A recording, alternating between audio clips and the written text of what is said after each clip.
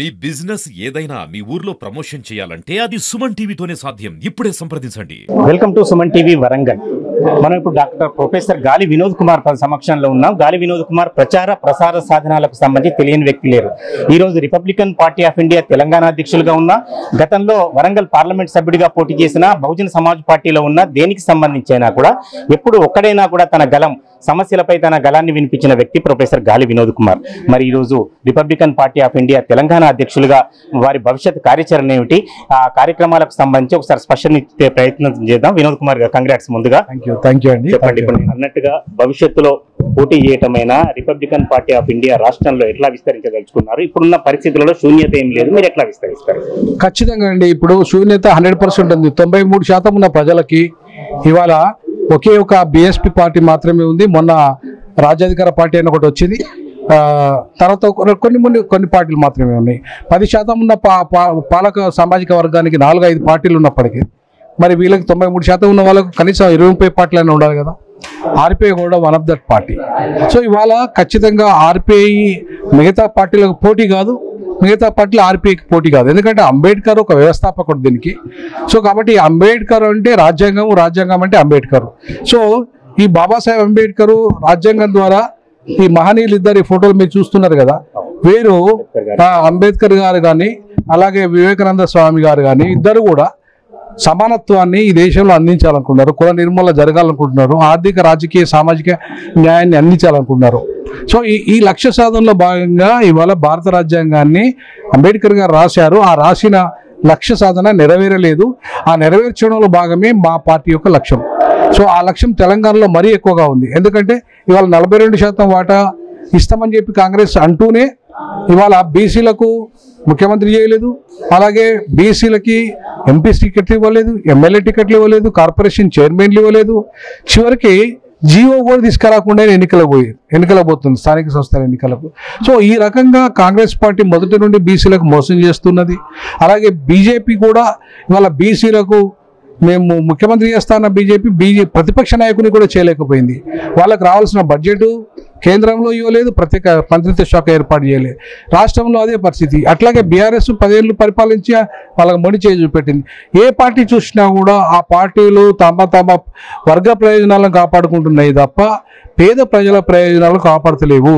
93% ఉన్న బడుగు బలహీన వర్గాలకి వాళ్ళకి భూమి కానీ, వాళ్ళకి మంచి విద్య కానీ, వాళ్ళకి స్కూల్స్ కానీ, కాలేజీలు కానీ, ఉపాధి అవకాశాలు కానీ, ఉద్యోగ అవకాశాలు కానీ కల్పించడంలో వైఫల్యం చెందాయి. కాబట్టి ఖచ్చితంగా మరొక పార్టీ యొక్క అవసరం ఇక్కడ ఏర్పడింది. అందులో మేము ఖచ్చితంగా కింగ్ మేకర్ కాదలుచుకున్నాము. 2020లో ఒక 20 ఎమ్మెల్యేలను కనుక మేము రిజర్వేషన్లలో పోటీ చేసి గెలవగలిగినా సరే మేము ఖచ్చితంగా అక్కడ ఒక 10-20 ఎమ్మెల్యేలు గెలిపిస్తే ముఖ్యమంత్రిని డిసైడ్ చేసేది మేమే. కాబట్టి ముఖ్యమంత్రిని డిసైడ్ చేసే స్థితికి ఆర్పీ ఎదగాలని మేము అనుకుంటున్నాం. ఇప్పుడున్న ప్రజాస్వామ్య వ్యవస్థలో ఒక 20 మంది ఎమ్మెల్యేలను గెలిపించడం అనేది సాధ్యపడుతుందా? 100% సాధ్యమవుతుంది. ఎందుకు సాధ్యమవుతుంది అంటున్నా అంటే మా ప్రజలు ఇప్పుడు 93% మా ప్రజలు వాళ్ళంతా కూడా, నేను బీసీ ముఖ్యమంత్రి కోసం రాజీనామా చేసిన, నేను ఇవాళ 12 సంవత్సరాల సర్వీసు 3 లక్షల ఉద్యోగం వదిలేసింది ఈ బడుగు బలహీన వర్గాల కోసం, సామాజిక న్యాయ తెలంగాణ కోసం నేను రాజీనామా చేసిన. సో కాబట్టి ఇవాళ ఆ ప్రజల కోసం నేను న్యాయం చేయడానికి రాజీనామా చేసి ప్రజల ముందుకు వచ్చినప్పుడు ఆ ప్రజలకు ఖచ్చితంగా నా వైపు ఆలోచన చేస్తారని ఒక నమ్మకం నాకుంది. ఆ రకంగా ప్రజలకు ఒక భరోసా ఇచ్చే నాయకుడు లేని కారణంగానే ఇంతకాలం ఇతరులకు ఓట్లేసారు వాళ్ళు. సో వాళ్ళు తిరిగి మళ్ళీ మా పార్టీకి ఓట్లేసే విధంగా, అంతేకాకుండా మేము కూటమి ఏర్పాటు చేసిన, నేను వచ్చిన నెల రోజుల్లోనే తెలంగాణ బహుజన కూటమి ఏర్పాటు చేసిన. ఆ కూటమిలో ఇప్పటికీ 10 పార్టీలు వచ్చినాయి. మిగతా పార్టీలను కూడా కలుపుకుంటున్నా. త్వరలోనే ఈ కూటమి కలిసి పోటీ చేస్తుంది. రేపు లోకల్ బాడీ ఎన్నికల వరకు ఈ కూటమి పూర్తి స్థాయిలో అవగాహన రాకపోవచ్చు, బట్ ఎమ్మెల్యే ఎన్నికల వరకు మాత్రం ఖచ్చితంగా కూటమి ఖచ్చితంగా స్వీప్ చేస్తుంది, అంటే ఖచ్చితంగా పోటీ చేస్తుంది. ఆ కూటమి బలమైన రాజకీయ శక్తికి అవతరిస్తుంది రానున్న రోజులు అనేది నాకు ఈ కూటమి అది ప్రస్తుత అధికార పార్టీ రాష్ట్రంలో కావచ్చు, లేకపోతే ప్రతిపక్ష పార్టీ కావచ్చు, వీటన్నిటికీ సంబంధం లేకుండా కూటమి వ్యవహరించబోతుందా? 100%. ఎందుకంటే ఇప్పుడు మేము మా శక్తి పెరిగితే ఆ పార్టీ మమ్మల్ని ఏ పార్టీ అయినా సరే పొత్తులకు పిలుస్తుంది. మేము శక్తి పెంచుకునే ప్రయత్నంలో ఉన్నాము. అందుకే 33 జిల్లాల రథయాత్ర స్టార్ట్ చేస్తున్నాం త్వరలోనే. ఆ 33 జిల్లాల రథయాత్ర లక్ష్యం ఏంటంటే ఈ వర్గాలకి ఇప్పటిదాకా అధికారానికి దూరం. ఈ ఎస్సీలు అంటే కేవలం మాలమాదిగలే కాదు, దాంట్లో 59 కులాలు ఉన్నాయి. 59 కులాల్లో ఇప్పుడు 2 కులాలు మాత్రమే అధికారాన్ని అనుభవిస్తున్నాయి, లేదా 2 ఉప కులాలు అంటే 4. మళ్ళీ మిగతా 54 కులాలు ఏం కావాలి? సో ఆ కులాలకి ఇప్పటిదాకా బీసీలు అంటే కేవలం 7 కులాలే రాజకీయ ప్రాతినిధ్యం ఉన్నాయి. మరి 107 కులాలలో 7 కులాలు మాత్రమే పోతే మరి 100 కులాల పరిస్థితి ఏంది? సో అట్లాగే మైనార్టీలు అంటే కూడా ఓన్లీ ముస్లింలు, అగ్రవర్ణ ముస్లింలే అధికారంలోకి పోయినారు. ఇంతవరకు బడుగు బలిగిన వర్గాల ముస్లింలు ఒక్కడే ఎమ్మెల్యే కాలే, మంత్రి కాలే. మరి మైనార్టీలు అంటే ఓన్లీ ముస్లింలేనా, క్రైస్తవులేనా? వాళ్ళ పరిస్థితి ఏంది?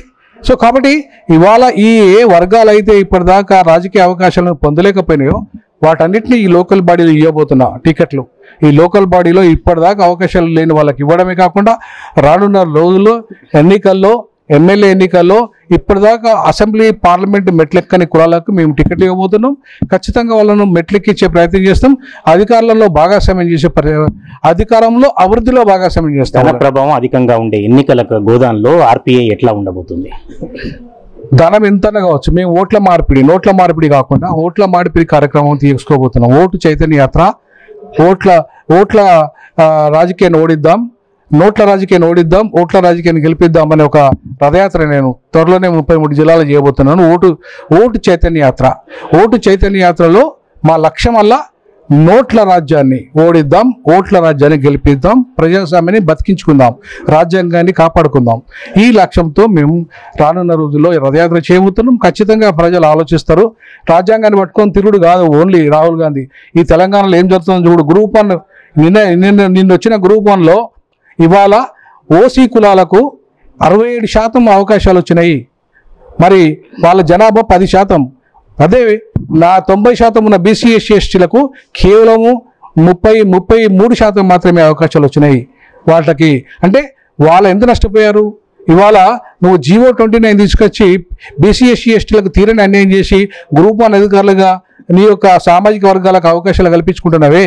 మరి ఓట్లేసిందేమో పేద ప్రజలైతే, వాళ్ళ కుటుంబాలు అయితే, నువ్వు ఎవరికి అవకాశాలు ఇస్తున్నావు అంటే నీ వర్గాలకు ఇచ్చుకుంటున్నావు. కాబట్టి రేపు మొత్తం ఈ గ్రూప్ 1లో జరిగిన అవకతవకలు కావచ్చు, ఈ అసైన్డ్ భూములు ఇంతవరకు 24 లక్షల ఎకరాల భూములు ఎవరికి పంచినావు, ఎటుపోయినాయి, వాటి మీద ఎవరు ఇప్పుడు ఆక్రమించారు, లిడ్ క్యాప్ భూములు ఎవరు తిన్నారు, తర్వాత ఇంకా ఇవన్నీ కూడా దందా అంతా కూడా మొత్తం గతంలో ధరణిలో దందా కానీ ఇప్పుడు నువ్వు భూభారత్ పేరుతో దందా కానీ ప్రజలకు వివరించదలుచుకున్నాం. ఖచ్చితంగా రానున్న రోజుల్లో ప్రజలకు వాస్తవాలు తెలిసే విధంగా వాళ్ళ ముంగట అద్దంలాగా పెట్టి వాళ్ళకు వివరించి ఈ భూస్వామ వర్గాలు ఎవరైతే ఉన్నారో, ఈ అగ్రవర్ణాలు ఎవరైతే ఉన్నారో, ఈ దోపిడీ కులాలు ఎవరైతే ఉన్నారో వాళ్ళ అధికారంలో ఉన్నంత కాలము మీకు న్యాయం జరగదని చెప్పేసి బడుగు బలహీన వర్గాలను అధికారం చేసినప్పుడే, ముఖ్యమంత్రి అయినప్పుడే, వాళ్ళకి రాజకీయ అధికారం చేతికి వచ్చినప్పుడే మీకు ఫలితాలు అందుతాయని చెప్పేసి విషయాన్ని ప్రజలకు వివరించదలుచుకున్నాం. లెక్కలతో సహా, అన్ని వివరాలతో సహా ప్రజల ముందు పెట్టారు. రైట్ వినోద్ గారు, మీరు లెక్కలతో సహా అంటున్నారు. రేపు అన్ని ఇప్పుడు వాళ్ళ తీర్మానం వల్ల బీసీలకు సంబంధించి ఒక పార్టీ పెట్టాడు, ఇంకా చాలా మంది పార్టీలు ఉన్నాయి. ఒకవేళ దామాషా పద్ధతి ప్రకారం చీలిపోతే ఈ పార్టీల మధ్యలో అనైక్యతనే మళ్ళీ లాభిస్తుంది కదా ఎవరికైనా. అందుకే నేను తీర్మానం వలన కూడా ఫోన్ చేసి మాట్లాడడం జరిగింది. తీర్మానం వలన గారు, మీ మీద ఎన్నైనా ఆరోపణలు రావచ్చు కాక, మీరు బ్లాక్ మెయిలర్ అని నీకు ఏదైనా కావచ్చు, నేను అవన్నీ పడించుకోల్చుకోలే. ఎందుకంటే నీకంటే కేసీఆర్ తాత, రేవంత్ రెడ్డి ఇంకా పెద్ద తాత అయ్యండు. సో కాబట్టి నీతో పోల్చుకుంటే వాళ్ళు పెద్ద తాతలు, ముదురులు. కాబట్టి కనీసం నువ్వు ఒక కాన్సెప్ట్ నుండి వచ్చావు కాబట్టి కలిసి ఓట్లు చిలకుండా మళ్ళీ వాళ్ళ అధికారం రాకుండా నువ్వు వస్తావా? లేదంటే ప్రజలు మాత్రం నిన్ను ఖచ్చితంగా నీకు మాత్రం నేను ఆయన మాత్రం వదిలిపెట్టేది లేదు. ఎందుకంటే ప్రజలకు అధికారం ఇవ్వాలి మనం. అది కూడా అందులో బీసీలకు ముఖ్యమంత్రి కోసం రాజీనామా చేసిన వ్యక్తి నేను. స్వచ్ఛందంగా ఒక ఉద్యోగాన్ని వదులుకొని వచ్చిన ఆయన దమ్ముంటే ఆయన కాంగ్రెస్ పార్టీ ఇచ్చిన ఎమ్మెల్సీని రాజీనామా చేయమని అన్నది. ఎందుకంటే ఆయనకు చిత్తశుద్ధి ఉండాలి. చిత్తశుద్ధి ఉన్నప్పుడు మాత్రమే ప్రజలు నాయకుడిని గుర్తిస్తారు. అందుకే నేను ఏమంటున్నానంటే ఆయన ఇప్పటికైనా మారాలి. బ్లాక్మెయిల్ రాజకీయాలు మారి మాలాంటి వాళ్ళు ఎవరైతే సిద్ధాంతపరంగా ప్రజల కోసం చిత్తశుద్ధితో పనిచేసిన వాళ్ళతో కలిసి వస్తే ఖచ్చితంగా ఆయనతో కలుస్తాం. లేదంటే ఆయనను కూడా చెడుగుడాడతాం, ఆయనను కూడా ఖచ్చితంగా నిలదీస్తాం. మళ్ళీ నువ్వు రేవంత్ రెడ్డిని రెండోసారి ముఖ్యమంత్రి చేయడానికి కుట్రలు చేస్తున్నావు అనే అంశాన్ని కూడా ప్రజల ముందు వివరిస్తారు. విద్యారంగం నుంచి వచ్చారు. విద్యారంగానికి సంబంధించి వాళ్ళ అశోక్ కుమార్ సార్ నిరాహార దీక్ష సంబంధించి చేస్తున్నాడు, ఇంకా చాలా జరుగుతున్నాయి. ఇటువంటి వాటన్నిటికీ ఎట్లా సంఘీభావం తెలుపుతారు? అశోక్ కుమార్ గారు కూడా నేను ఫోన్ చేసి పరామర్శించాను. వారికి సార్ ఇదేంటి ఖచ్చితంగా వీటి మీద కలిసి మనం ఒక పోరాటం చేద్దాము, మీరు ఒక్కరిపై నిరాదీక్ష చేసిన మాత్రాన రాదు, మనం దీన్ని రాజకీయంగానే ఎదుర్కోవాలి. రాజకీయంగా చేయాలంటే ఇందిరా పార్క్ దగ్గర మనం మొత్తం ఆ ప్రతిపక్ష పార్టీలు అన్నింటితో కలిపి పెద్ద మహాధరణ ప్లాన్ చేద్దాం, దయచేసి మీరు విరమించండి, మీ ప్రాణాలకు ప్రమాదం ఏర్పడితే రేపు ఇబ్బంది అవుతుంది, కాబట్టి మనం రాజకీయంగానే ఎదుర్కొందాం దీన్ని అని చెప్పేసి అశోక్ గారికి చెప్పడం జరిగింది. త్వరలోనే నేను అశోక్ గారిని కలిసి మళ్ళీ ఒక భవిష్యత్ కార్యాచరణ కూడా ఇవాళ ప్లాన్ చేయాలనుకుంటున్నాం. చివరిగా చెప్పండి, ప్రొఫెసర్ గాలి వినోద్ కుమార్ మాయావతితోని వారి పార్టీతో అంటకాగారు, ఇప్పుడు ఒక కొత్త బెర్తు వెతుక్కున్నారా లేకపోతే ఎందుకు వదిలిపెట్టారు?